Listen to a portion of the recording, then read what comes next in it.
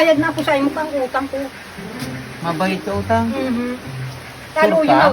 Sure, aluyo na bagas utang ko sa imo. Masupog naman sa imo. Pira ito utang mo sa ko. Ang aram ko, 500.